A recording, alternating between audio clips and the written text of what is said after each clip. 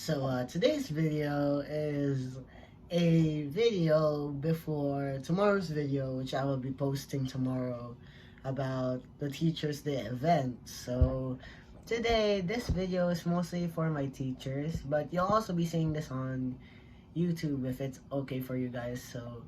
Um, yes, so there will be no intro for this. So, let's just get straight to the point. Pero before we do that, good morning, good afternoon, and good evening to y'all. My name is ZJ and welcome to ZJ Vlogs, the vlog where we show you everything and anything what happens in my life. Alright, so I'll be going here for a appreciation and my thoughts on the teachers, and yeah, saying them happy Teachers Day because tomorrow is the Teachers Day event and not the day mismo because the day has been literally passed, so it's like a few days ago. So yeah, let's get into it.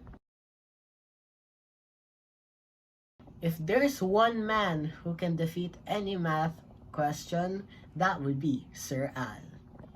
Ah yes, the one, the only, the most poggy, the most charming, the funniest teacher I've ever met. Happy Teacher's Day po sa'yo, Sir Al. Ang dami ko pwede po sabihin po sa'yo because kahit advisor mo po kami, madami pa rin kaming natututunan. Even if kahit sometimes nababagsak kami. And all of our past winnings and championships wouldn't be possible without you and your help. So that's one thing to take for. And the second one is your explanation on not just in math, pero some things practical. I'm looking forward to see what we as Grade 9 Obsidian will do in the future. So thank you for being our not just our math teacher, pero our advisor himself. So we love you, Sir Al, and thank you for listening. So in poetry and literature, we have William Shakespeare. But inside Grade 9 Obsidian, we have the one, the only, Ma'am Jane.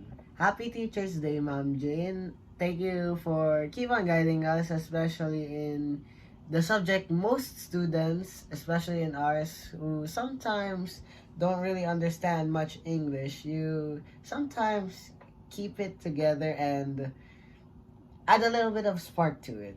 You bring so much delight in our classroom, some positivity, especially if there's like when we're not in the mood, you enlighten things up a bit. So thank you for making English as one of my favorite subjects, and thank you for as well, you were our co-advisor before, so thank you for guiding us as well when Ma'am Dasalia was still here as well. So also thank you for that, Ma'am Jane. Happy Teacher's Day. One of the OGs. Hello, Ma'am Naral. Happy Teacher's Day. The person who's telling us to teach us about more maturity and proper English last year. Now doing economics, especially in the critical times here in the Philippines. Thank you for being a great AP/economics teacher. You explain things a bit deeper than usual, making us more understand what we're trying to interpret, and the other words like sometimes you cannot find in the book, so you sometimes even research it to tell us like what it means and get us into deeper thinking. And as being one of the teachers here who has been here for a long time, to be honest, we really appreciate you po na na ikaw po naging aming role model, or you became a role model in especially being mature and about leadership. I'm looking forward, not just me, pero the whole Obsidian are looking forward to learning a lot more about economics with you. Happy Teacher's Day, Ma'am Glee. Oh, look, there's a plane in the sky. Hi, Ma'am Juliet. Happy Teacher's Day from yours truly.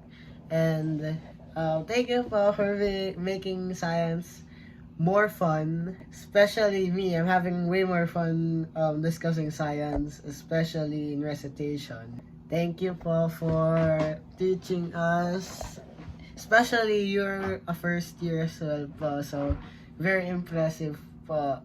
And proud rin po ako sa inyo.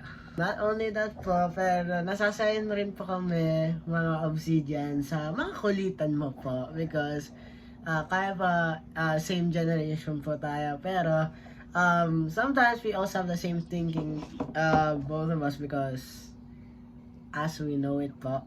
I'm looking forward to learning more about science even deeper with you and my classmates.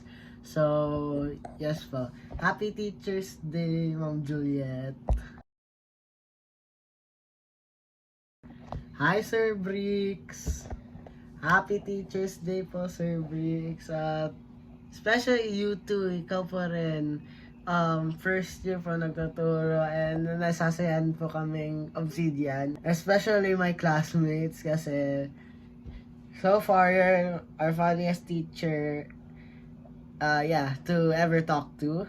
And nakikisabay ka rin po sa mga kulitan namin. Pero po, what separates you from other TLE teachers for me is, masarap ka pong kasama, especially po, pag nagde-discuss po. Sometimes may kulitan po, others, sometimes serious.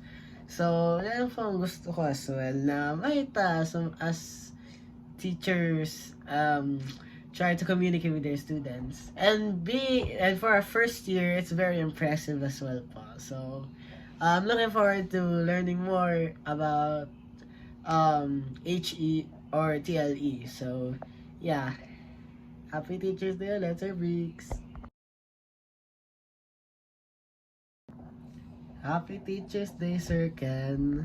Sir Ken, ang galing niyo pong kumanta. Please, kanta po ulit kayo. So, thank you po for being our MAPE teacher, and we're pretty grateful po kasi medyo mas masaya po ang MAPE namin ngayon. Not ngayon po, pero parang it doubled na yung saya namin po. Kasi yung especially yung sa music po you're very talented po. We can't lie, so it's true po. And thank you po for especially helping us and being a good math teacher, and let's say expressioning things and making sure everything's pretty clear. Even if the questions we're not asking, then you still ask it, but at least we get the deeper thoughts of things as we speak of which lesson or topic we are tackling. And I find that fun, to be honest, kasi po, gusto ko po yung parang may explanations, tapos, sometimes you're gonna have to ask, then the students have to ask, and then you guys are gonna have fun with it. Oh, and yung first P namin po, it was so fun po nung pinalawas niyo po kami. I'm looking forward po to learning more MAPE with you po. And yes po, happy Teacher's Day ulit po, Sir Ken. In the binary code actually, there is ones and zeros. And what are the few things I think about when I hear the binary code? Sir Ray! Happy Teacher's Day, Sir Ray! Thank you for being our computer teacher. Kahit pa first time mo pa po na teaching us, pero old, ano ka pa rin pa, old teacher pa.